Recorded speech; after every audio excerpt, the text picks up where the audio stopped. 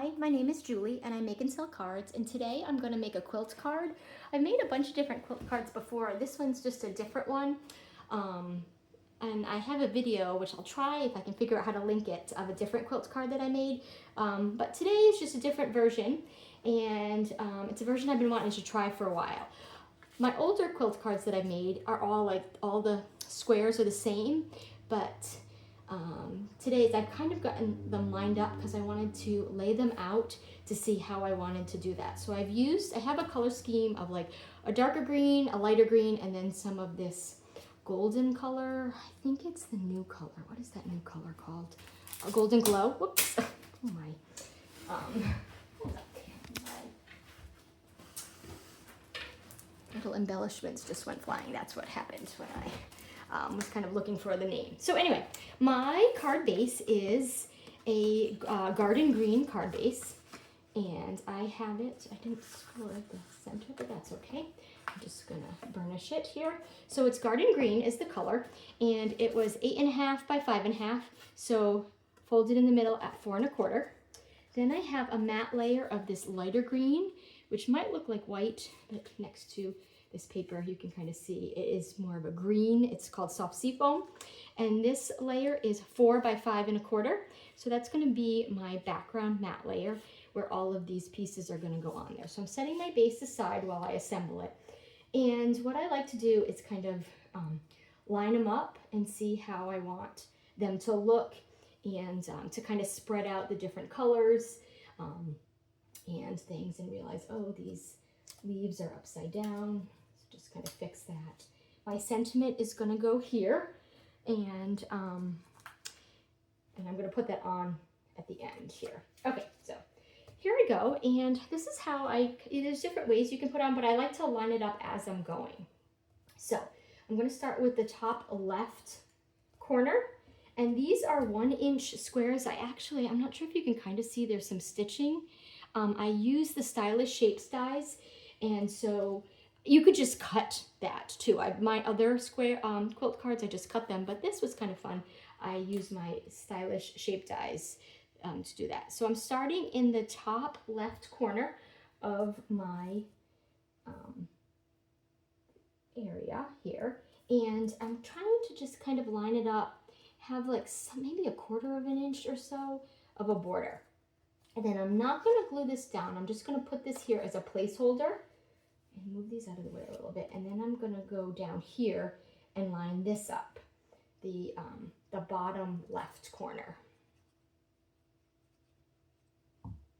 And so I'm just trying to line it up as best I can. Trying to make sure it's somewhat, it doesn't have to be perfect.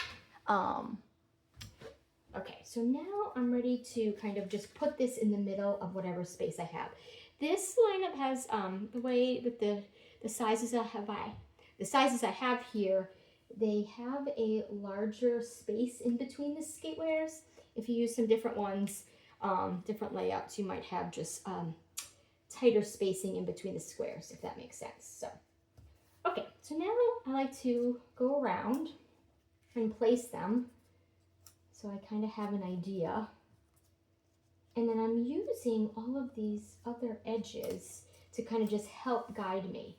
So when I put the next one on, so I have my top left one already in place and glued in. So I'm going over to the next one in the top row, and I'm lining it up here with the top and bottom, but I'm also trying to get the edge with the edge of my larger square from my sentiment lined up here. So this square, I want to say, is it 2.5 by 2.5? I think it is. Yeah. And then this is 2 by 2. So 2.5 by 2.5 is this larger square, and my sentiment is going to go on this smaller one. It's going to layer in there. Okay. So then I can go around and kind of just work my way through, putting some glue on, and kind of just trying to keep them fairly even, but not stressing out that it has to be perfect, because it is a handmade card. But just kind of looking at them. It's not exactly, but it's mostly. Also trying to think about if anything is directional, which these leaves are. And these leaves, it's hard to tell because it's from a larger piece which way it was. So I'm kind of, again, just looking at this, trying to line it up with that, and this side here, and this side at the top. And I wanted to use a combo. I was going to just do monochromatic with all green, but I liked the pop of this kind of yellowish golden color here. So just lining it up.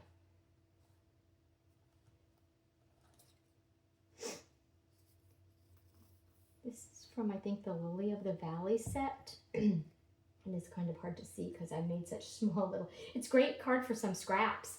If you have a bunch of smaller pieces, this is a good kind of card that you can mix and match and put together from smaller pieces that you have.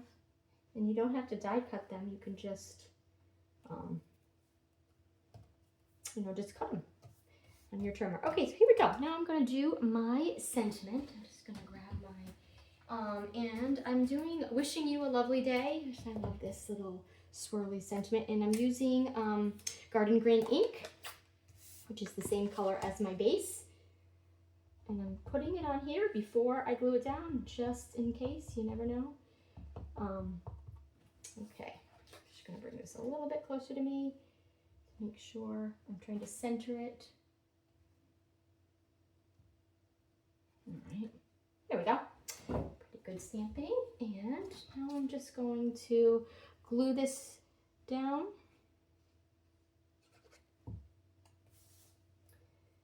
And here we are, kind of centering it. All right, and then putting it on my cover.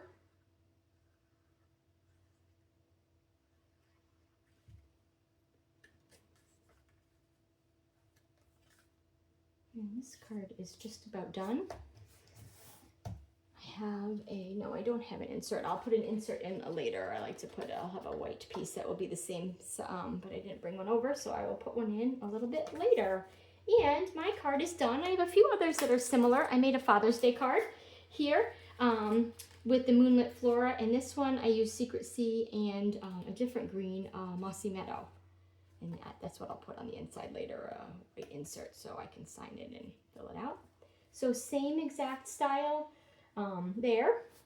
And then these ones too, using the Hydrangea Hue. These are going to in a swap, so that's why they're in a bag here. But using this a little bit more, somewhat monochromatic with Barely Blush and Hydrangea Hue. a crisp cantaloupe.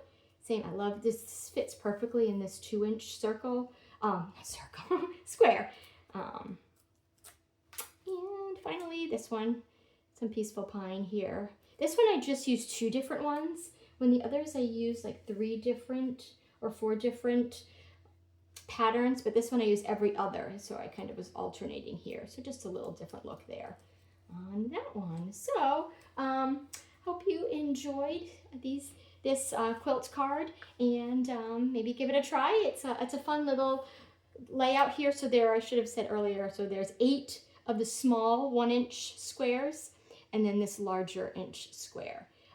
You could, instead of doing the larger, if you wanted to make 12, you could do 12 1-inch squares and kind of make them all without this. But I thought this was kind of a fun little different layout here. Okay, thank you for watching. I hope you enjoyed today's card.